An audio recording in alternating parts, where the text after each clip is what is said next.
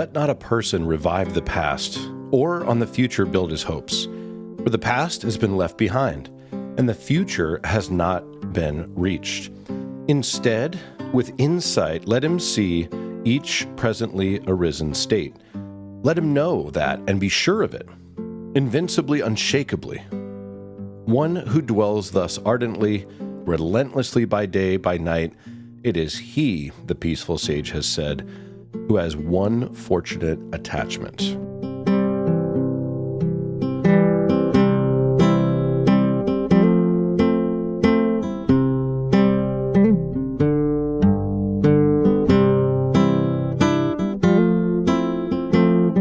Welcome back to Standing Nowhere, everybody. This is Jake, your host, and as always, it's a pleasure to be back with you. Those opening words right there were spoken by the Buddha, and I wanted to open the episode with those words because this is going to be a little bit of a life update for me, like a habit update, but also it's going to really stress, or I'm going to try to stress to you guys, this is just what I'm going through, so I'm kind of trying to stress the importance that I hold awareness in my life.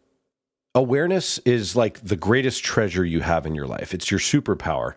And the reason that I bring this up and that I open with that Buddhist quote is because when awareness takes a priority in your life, like an actual priority, not something you just nod your head to and say, that sounds good, but something that is really important to you, then as a priority, you don't want your awareness to be dispersed or covered up or shrouded in darkness by anything in life. And right now in my life, I'm at a point where I've been, practicing meditation, practicing mindfulness and awareness on a daily basis, not just sitting on a cushion in the morning for 30 minutes, but like actively throughout my day. Actively while I do the habits that I do, because we are all creatures of habit. We're all human beings and we run on routine, on habit. And most of the time we have habits that we are barely aware of, or if we are, we think about them for a little while and how hard it would be to quit that habit and we look away from it. And when I talk about habits or quitting habits, I play a dangerous game of getting really close to sounding like a self-help podcast, which this is not. I can assure you of that. I'm not here to tell you that you should quit your vices or that this or that is bad for you. I'm only speaking from my experience. So to start things off, obviously, as I mentioned before, awareness has been a saving grace in my life. It is something that found me, that I kind of always practiced a little bit as a youth, and without even realizing it. I think all of us do to some degree, but when you go through a lot of trauma or tragedy in your life, it's something that can really wake you up. There's that verse from Jesus on the Sermon on the Mount where he says, "Blessed are those who mourn, for they shall be comforted." There's nothing like mourning to really bring you into the present, or experiencing suffering. And for me, I've noticed, like I mentioned before, that my mindfulness or my awareness, which I hold in high esteem, has been feeling scattered or covered or shrouded lately. And for me, a big part of that has been my caffeine consumption. For some of my middle-aged gamers, maybe even the younger ones out there listening, you might be familiar with a game called Chrono Trigger from the 90s. Now, when that game came out, which I think was like 94, 95, I was probably in 5th or 6th, maybe 7th grade, and I was chugging 2 liters of Mountain Dew, over the course of a night with my friends, eating nothing but hot tamales and playing video games. And I was just having a blast, and I wasn't very mindful of how it made me feel or the sugar crashes or the way that that it interfered with my sleep. But later in life, cultivating awareness, you can look back on that and say, wow, that was not a good thing. But now here I am in my 40s and I still consume energy drinks in the morning. I think most people love caffeine. It's just part of our daily life. But the one thing that not a lot of people know about caffeine is that it has a very euphoric effect on the mind. Not just energy, but euphoria, a good feeling. Anyone who's quit caffeine for any significant amount of time knows this. When you go back to it, you just feel unstoppable. even after you adapt to it, it makes you feel literally stronger in the gym. For those barbell fanatics like me, there's something called RPE, or rate of perceived exertion, and caffeine can actually make it feel as if you are lifting weight that feels lighter. You can get extra reps out of it. So it's a real thing. It's a powerful thing. And basically, for me, I used to keep caffeine pretty well contained in the morning hours. But as of recently, it's gone a little bit beyond that, where I've had a few low caffeinated beverages during the evening. But long story short, I basically am at a point now where I'm noticing that caffeine is causing me a lot of anxiety, which is leading to racing thoughts, scattered focus. When it comes to awareness and mindfulness, it is so much more than just concentration, but concentration is a part of that. If your mind is jumping from one thing to the next without you being aware of it, it can cause scatterbrain, it can cause irritability, and I am noticing all of these things. The same applies to my video game habits. As I mentioned, I've always been a gamer, although recent years I've kind of lost a lot of interest in gaming, but I still play competitive esports online against other humans, and I enjoy that. It's an activity I share with my wife too, so it's kind of held on. But even that, I've noticed the effect it has on me. Playing a competitive game for even just an hour or 2 hours a day can have a big effect on you. And, you know, I don't want to go through each and every habit that I have in my life, but I've gotten to a point now where my awareness, which I practice, like, again, I practice awareness in a committed way. You know, it's something that I have come to treasure. It's not, awareness is not something, and this is really the heart of this episode that I want to drill into you guys, at least in my experience, is that awareness is not something that I need to force or control or construct. It's there. It's just there. It's always been there. To quote Jesus, you know, before Abraham was born, I am. And that I am, or awareness that is in all of us, gets covered up by external things, the things in the world. And when we seek the external pleasures of the world, confusing it for happiness, that is when great misery can start to compound and compile and build up in your life.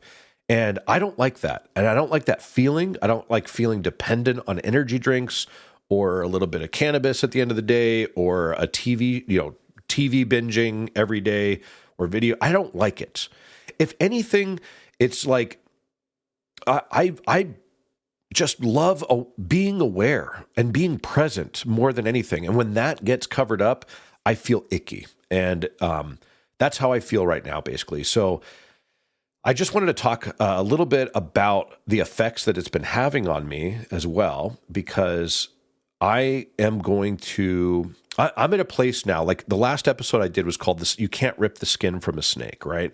And even though I've been practicing mindfulness, meditating, there's a lot of habits that I have not been able to kick. And I've noticed that the more I try to force the habit away, the stronger it stays. I think the metaphor I used last episode was a Chinese finger trap, right? So I'm at the point now, though, where I feel that the habits are ready to fall away. And it just requires a little nudge from me to shake the skin off. I thought of a funny metaphor while I was driving this morning. It's like when you have to go to the bathroom, like number 2, you can't force it, right? You kind of have to like relax a little bit until there's that moment where you just know it's ready, and then you finish the job, right? So I kind of feel like that with my habits right now. Like I'm still going through the motions of having energy drinks or relaxing at the end of the night with this or that. And it's like, I really don't need them anymore. And I never really did. And I think that's the realization that I've had, is that my awareness is my greatest treasure. And I've realized that with the external pleasures, when you confuse that for happiness, it's kind of sad, because there is a big difference between pleasure and happiness. And when I am sober and when I am calm and I'm not buzzed out on caffeine or super doped out and relaxed or inebriated with alcohol or just dumbed out with the TV. When I'm collected and centered, I feel good. And that's how I want to feel, more and more in my life. So I'm not going to make some grand declaration that I'm never going to have caffeine again. But right now, I am quitting caffeine. And I'm quitting caffeine indefinitely. Knowing me, I probably won't go back to it, but like I've mentioned in episodes of past, you don't want to tell the devil your plans. If you tell the devil that you're quitting caffeine for good, he's going to present to you the fact that you're going to have to face thousands and thousands of days without it. Whereas if you just say, today I'm quitting, well, it's not so bad, is it? So I'm going to taper off this week, but these habits of mine, not only have they been covering up my awareness, but I notice with my lack of clarity, I've been not able to produce the quality of episodes that I've wanted to. And I'm still proud and stand by every episode I've done thus far, but I need to take this podcast in different directions too, with interviewing guests and things like that. So I need to be very clear, very focused, very present. I need to feel good. But I bring this up to you guys because it's really something where you can't look at quitting your habit as this bad thing that'll be good for you in the long run. You've got to look at it like you value your sobriety more than everything. I look at the little picture or the picture of my little daughter when she's 12 now, but when she was younger, she was like a year or two old. We took this adorable photo of her with these big googly eyes. And I look at that picture every time I go into the fridge for something less than nutritious for my body. And I think to myself, is what I'm about to put in my body going to extend my life or shorten it? And how will that affect my daughter? How will the habits that I'm engaging in affect my family and my friends, in the future or even the present right now? And it's just something that it's gotten to a point where it's like the time has just come, basically. The skin is ready to fall off the snake, essentially. I mean, even this podcast, my awareness or peace has been disturbed by the process of starting this podcast. I've held myself to a weekly deadline to make sure I get episodes out every week. I feel like that's a comfortable amount of time for me to produce a good level of quality of content. Social media has been a big challenge for me as well with the podcast, because if you want to promote a podcast in the present 2026, you have to go on the social media sites. And I'm not a fan of social media. It makes me nauseous. It makes me sick. Here I am trying to cultivate mindfulness and awareness in my life. And social media is like this dopamine addiction in your pocket. Anytime you're bored whatsoever, you could just pull your phone out. Have you guys ever tried that, where you just look at your phone habit? How often do you have to reach for your phone, to fill the moment with something? And it just became, between my lingering habits, which I've wanted to quit for a while and been unable to, and the building complexity of the podcast in terms of social media, I just said, okay, I need to wipe the board clean and redo things. But again, the only way you can do it without forcing it and falling into that self-help trope is to value what you gain by uncovering the thing that you're covering up, which is always the present moment. We're always running from it. So that's the bulk of the message I wanted to say today, basically, because gosh, when I go on social media, it's tough. I don't know the first thing about social media. So I defer to, AI for suggestions on how to word something or how to do a thumbnail. When it comes to audio only, nobody really cares on YouTube. So I'm trying to get more video interviews too. That's a whole nother thing. But I can't do that if I'm not centered and sober and clear-headed. I'm trying to build my awareness, not toy with it and distort it. I think back to teachers like Ramana Maharshi, a realized being from India, who said, try to be less, not more, Like when Jesus said, sell everything you own and follow me, or give everything you own to the poor and follow me. I brought a couple of verses and a couple of teachings here to amplify what I'm talking about here. For example, in Philippians, in the Christian tradition, there's something called kenosis, which is like the self-emptying of the Godhead. And he writes, let the same mind be in you that was in Christ Jesus, who, though he existed in the form of God, did not regard equality with God as something to be grasped, but emptied himself, taking the form of a slave, assuming human likeness. And being found in appearance as a human, he humbled himself and became obedient to the point of death, even death on a cross. So here you have an example where Paul, in his letter to the Philippians, is saying, let this mind or attitude be in you, where less is more, right? You don't have to be more and more and, build yourself up to something, but empty yourself. That's why they say Jesus has like the upside down kingdom, because he doesn't value what the material world values. So I'm trying to, I guess, be less. Like, I want to be somebody who is not hyped up on caffeine all the time. I want to be somebody who is there for people when they need it. I want to be more able-bodied, able-minded through good nutrition, good habits. I want to be around for a long time to help my kids and grandkids out when they need it. The same teaching is echoed in China about 5 or 6 centuries before Jesus by Lao Tzu, who wrote very similar words to what Paul just wrote about Jesus. He says, the great Tao flows everywhere. All things are born from it, yet it doesn't create them. It pours itself into its work, yet it makes no claim. It nourishes infinite worlds, yet it doesn't hold on to them. Since it is merged with all things and hidden in their hearts, it can be called humble. And since all things vanish into it and it alone endures, it can be called great. And it isn't aware of its greatness. Thus, it is truly great.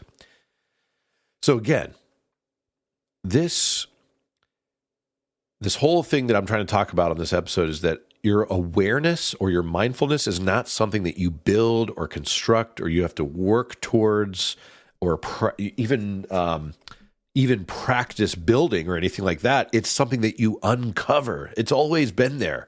Practice is essentially just sitting and being less. When I sit on a cushion in the morning, I am practicing being less, which is more, if that makes sense. It reminds me of another verse that Lao Tzu wrote in the Tao Te Ching. He says, in pursuit of knowledge, every day something is added. But in the pursuit of the Tao, every day something is dropped. So that's really the main thing. It also reminded me of an analogy from Alan Watts where he talks about the idea of the word clear. You can think of clear as both completely transparent, like a lens that's been completely wiped free of any smudges. Clear can also mean something that is completely in focus, right? Very detailed and enunciated. And in that same fashion, if I am clear, free of these excessive cravings that are pulling me this way or averting me from, for example, if I am just in the living room and I have nothing to do at the moment and my son wants to show me something, am I not averted to that or averted to being bored where I feel like I have to reach for my phone? Can I be present in all circumstances and practice that to be completely clear, to get out of my own way, to clear out the mental noise that we see the world through as this dirty filter, if that makes sense. It's just every tradition. That's what I do on this podcast. I pull traditions from different people from different places and different times and show you how they all say the same thing. Jesus, this I say to you, I say to all, stay awake, stay alert. Don't fall asleep, And I'm not doing it in a self-help, forceful, fake motivational speaker way.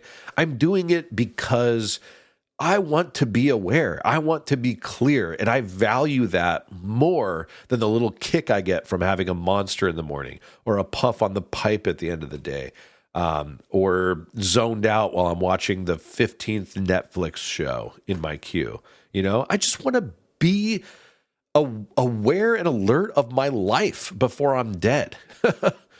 Not to be morbid. I'm going to be 43 this year. I don't want to waste any more of my life if I can help it. So I'm starting small. I'm starting with caffeine and, my video game and TV and nighttime habits. And then I'll work my way out from there and I'll give you guys updates. So keep an eye out for that. To close out, I want to read you something from Osho, where he's so eloquent with his words, and it doesn't do it justice for me to read his words, but the message will come through regardless. If you've never heard of Osho, check him out on YouTube. He's an old mystic from the 90s, very controversial figure, but that's another story, which maybe I'll do an episode on. But when you watch this guy, watch his eyes. They are awake, wide open, alert. He barely blinks, and he looks right into your soul, even from a video recorded in the 90s. And here he is talking about awareness and the bliss that comes from it. Osho says, he watches, he is clear. The only thing that he has to learn is to be watchful. Watch every act you do. Watch every thought that passes in your mind. Watch every desire that takes possession of you. Watch even the small gestures, like walking, talking, eating, taking a bath. Go on watching everything. Let everything become an opportunity to watch. And when you watch, a clarity arises. Why does clarity arise out of watchfulness?